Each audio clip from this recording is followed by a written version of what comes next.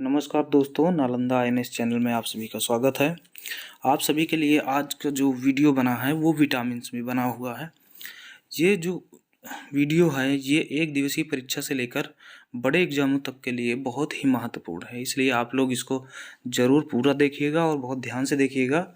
इसके साथ में मैं आपको ये बताना चाहूँगा कि ये जितने भी क्वेश्चन हैं बहुत ज़्यादा रिपीटेड है, मतलब इस बार बार आए हुए हैं परीक्षाओं में, तो इसको आप थोड़ा सा ज़रूर ध्यान दीजिएगा। और जो भी क्वेश्चन हैं जो बने हुए हैं इसके 4 आंसर दिए हैं, तो पहले कोशिश ये करिएगा कि आप खुद से आंसर दें और उसके बाद हम तो बताते ही चलेंगे और उसके बाद आप मिलाएंगे कि आपके कितने आंसर आपने खुद अपने आप से सही लगाया है। तो चलिए शुरू करते हैं। पहला क्वेश्चन है, विटामिन का आविष्कार किसने किया था? पहला ऑप्शन है न्यूटन ने, दूसरा है फंक ने, तीसरा है ग्राहम बेल ने, चौथा है गैलीलियो ने। तो आप अपने आप से टिक करेंगे कौन सा आंसर सही होगा। इसका सही आंसर होगा फंक ने। दोस्तों बता देना चाहता हूँ, वर्ष 1911-12 में वैज्ञानिक कैसमीर फंक ने पहली बार विटामिनों की अवधारणा का निरूपण किया था तथा विटामिन शब्द का सर्वप्रथम प्रयोग किया। विटामिन्स जो होते हैं वो जटिल कार्बनिक यौगिक होते हैं और विटामिन्स 2 प्रकार के होते हैं। नंबर 1 जल में घुलनशील, नंबर 2 वसा में घुलनशील। चलिए दोस्तों अगला क्वेश्चन देखते हैं। विटामिन सी का सबसे उत्तम स्रोत है। विटामिन सी बहुत ही इम्पॉर्टेंट होती है, इसको ध्यान रखना है। विटामिन सी का सबसे उत्तम स्रोत है, अब आप बताइएगा। ऑप्शन ए है सेब, ऑप्शन बी आम, ऑप्शन सी आंवला, ऑप्शन डी दूध। इसका जो सही आंसर होगा वो होगा ऑप्शन सी आंवला। दोस्तों विटामिन सी जो होती है वो खट्टे फलों में पाई जाती है। विटामिन सी का रासायनिक नाम है एस्कॉर्बिक अम्ल तथा इसका सबसे उत्तम स्रोत है आंवला। विटामिन सी खट्टे फलों जैसे नींबू, संतरा, मौसम्बी इत्यादि में प्रचुर मात्रा में पाई जाती है। विटामिन सी की कमी से स्कर्वी रोग हो जाता है। आइए दोस्तों अगला प्रश्न नंबर 3। घाव भरने के लिए निम्नलिखित विटामिनों में से कौन सहायक है? नंबर ए ऑप्शन है विटामिन बी, ऑप्शन बी है विटामिन सी और ऑप्शन सी है विटामिन ए, ऑप्शन डी है विटामिन डी। तो आप सभी लोग अपने आप से उत्तर दीजिएगा कौन सा सही होगा।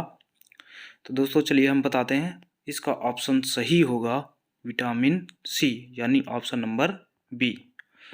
तो जो विटामिन सी होती है वो जल में घुलनशील विटामिन है और जो कि त्वचा को स्वस्थ रखने और घाव भरने के लिए सहायक है।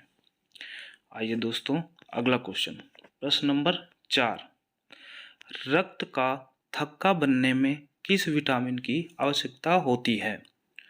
ऑप्शन ए है विटामिन सी की, दूसरा ऑप्शन है विटामिन बी की, विटामिन के की और सी ऑप्शन है विटामिन ए की और चौथा ऑप्शन है विटामिन डी। तो आप इसका अपने आप से आंसर लगाएंगे कि रक्त का थक्का बनने में किस विटामिन की आवश्यकता होती है। तो दोस्तों इसका जो आंसर होगा वो होगा ऑप्शन बी विटामिन के। विटामिन के की कमी से शरीर में खून का थक्का धीरे बनने की बीमारी होती है। दोस्तों मैं आप सभी को ये बता देना चाहता हूँ, जिन लोगों को विटामिन के से होने वाला के की कमी से होता है जो रोग होता है, उनका ब्लड का थक्का कम बनता है तो ऑपरेशन करने वगैरह में वो समस्या होती है। आइए अगला प्रश्न नंबर 5।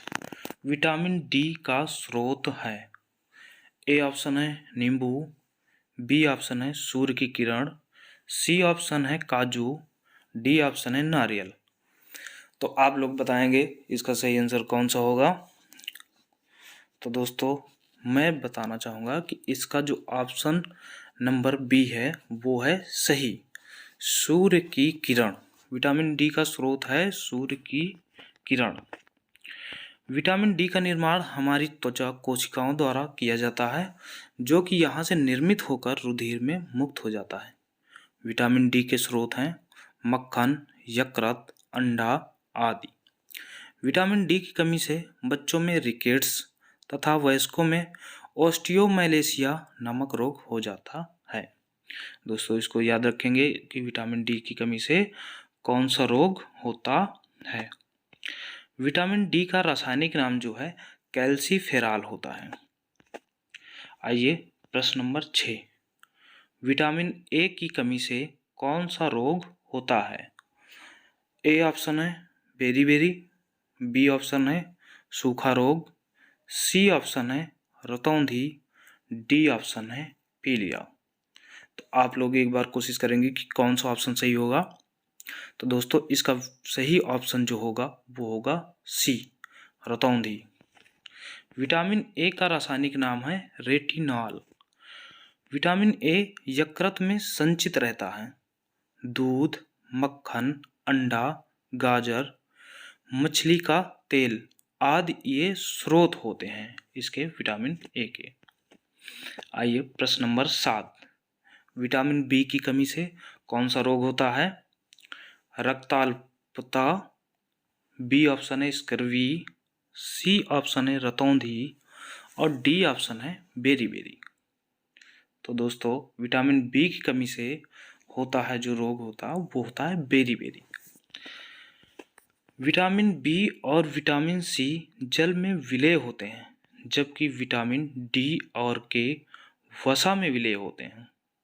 विटामिन B1 का रासायनिक नाम थायमीन है। यह चावल के छिलकों में पाई जाती है। कभी कभी ऐसे भी प्रश्न पूछ लिया जाता है कि चावल के छिलकों को यदि निकाल दिया जाए तो किस विटामिन की शरीर में कमी हो जाएगी।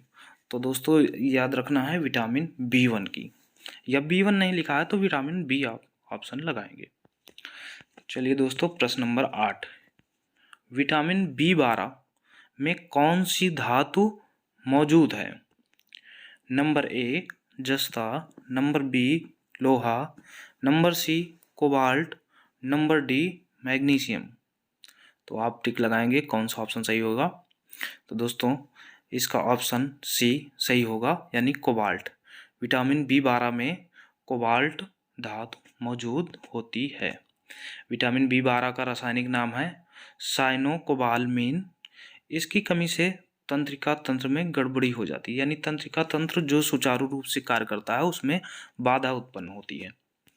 अगला प्रश्न है प्रश्न नंबर 9, पेलाग्रा किस विटामिन की कमी से होता है। ए ऑप्शन है विटामिन बी ऑप्शन है विटामिन सी ऑप्शन है विटामिन B3, डी ऑप्शन है विटामिन डी। तो दोस्तों एक बार आप कोशिश करिए कि कौन सा ऑप्शन सही होगा।